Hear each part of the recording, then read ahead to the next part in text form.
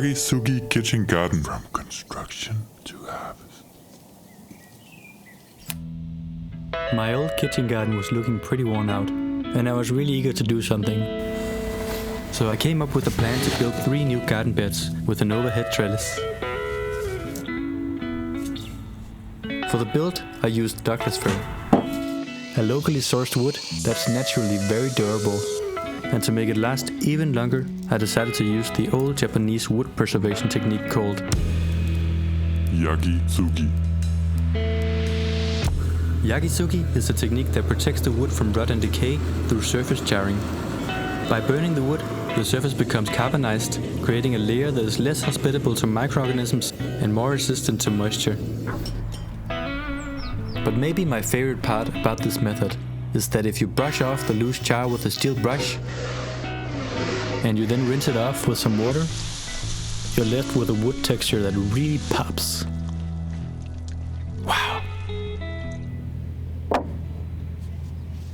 After a day of drying, I made a mixture of vegetable turpentine with raw tung oil 50-50 and applied a thick layer to all sides of the wood.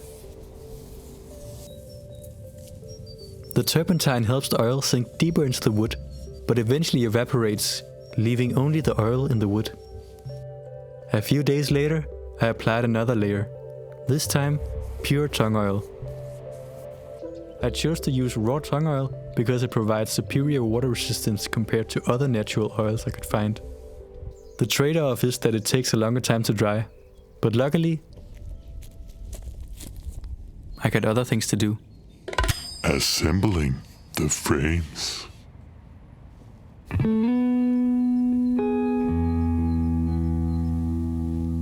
Life in the soil was really thriving. It had even grown a complex root system in the old wheat fabric, which I of course had to get rid of.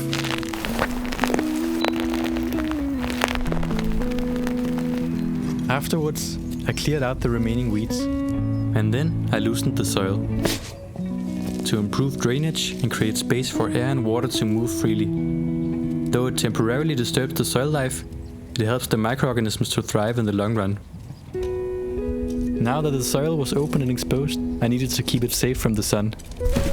I had collected a bunch of used cardboard from wherever I could find it, that I put out and used some horse manure to weigh it down. This would also be acting as a biodegradable barrier against weed pressure from below.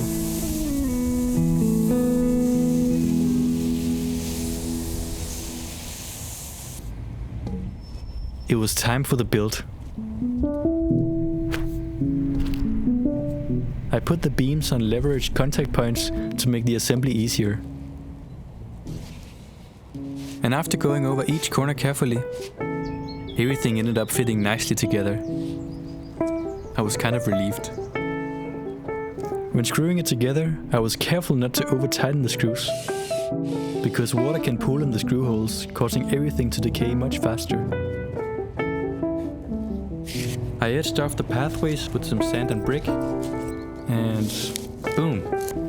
A final structural adjustment to support the trellis, and I was finally ready to start Filling the beds.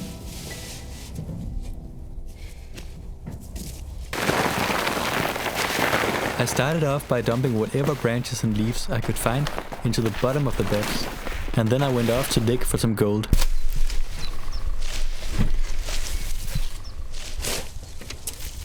With help from the horses and my buddy, we filled the trailer with well-composted horse manure to bring back to the garden. Thank you, Bracken Hill Prince, for this nutrient delicacy. And of course, thank you, buddy. I really appreciate that you're always there for me when I need to move shit. Well, thank you, man. After we spread it out into the 3 beds, I added some worm compost to the mix to bring a bit of life to the soil. I then watered it down to keep it moist for the worms and the microlife. At my local recycle station, I got a nice soil mix to top off the beds, equal parts sand, soil and compost. Ideally, I would have left layers of biomass to compost over the winter and planted directly into them, but since I was doing everything last minute, I had to bring in ready-to-plant soil. But lucky for me, soil like this is very accessible in Scandinavia, so I made the most of it and picked up what I needed for the beds. On the sides, I screwed in some vertical beams with extra support for the trellis, and then put overhead beams of about 5 meters on top.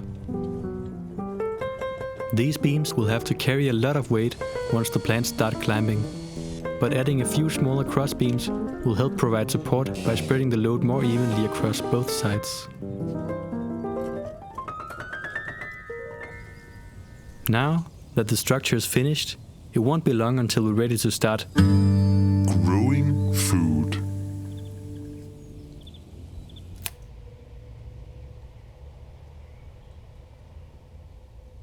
Inside, the plants are now really eager to come outside. But before they do, I just want to make some nice pathways.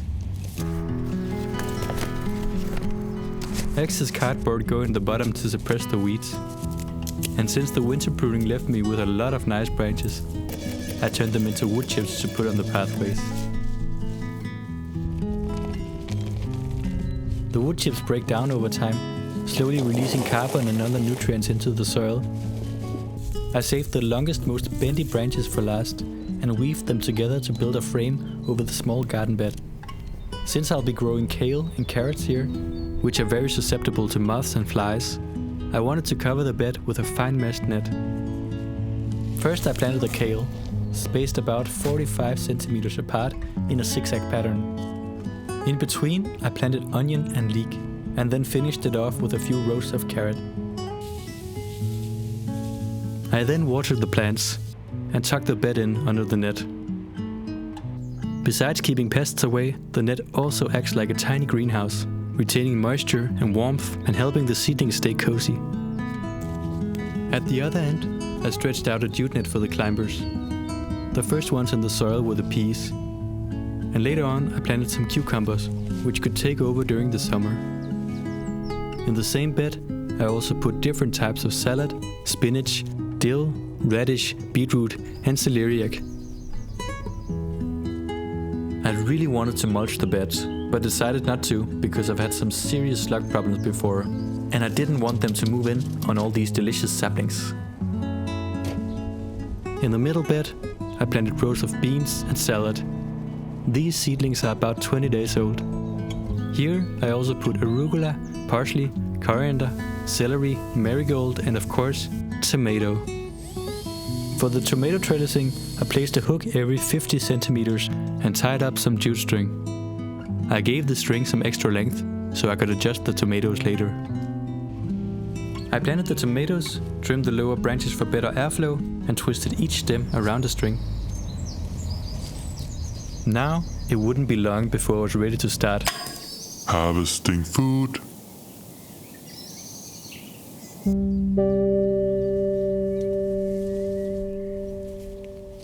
A little weeding here, a little weeding there, while keeping an eye out for ripe veggies.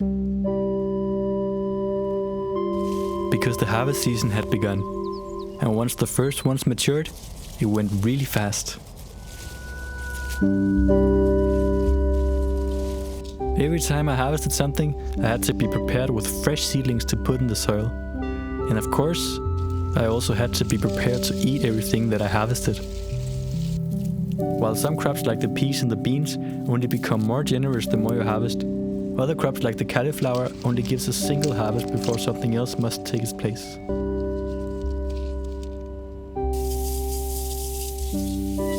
The kale bed was doing really well. Even the bendy branches in the sides had started flowering and were attracting pollinators along with all the other plants I didn't harvest in time before they flowered. But there was also a lot to keep up with. In total, I had 7 types of tomato, 4 types of herbs, 3 types of cabbage, 2 types of kale, 6 types of salad, 5 types of root veggies, 3 types of cucumbers, some less successful onion and leek, a bunch of beans, a couple of flowers, and a handful of oversized pickles. All in all, a pretty speckled garden buffet.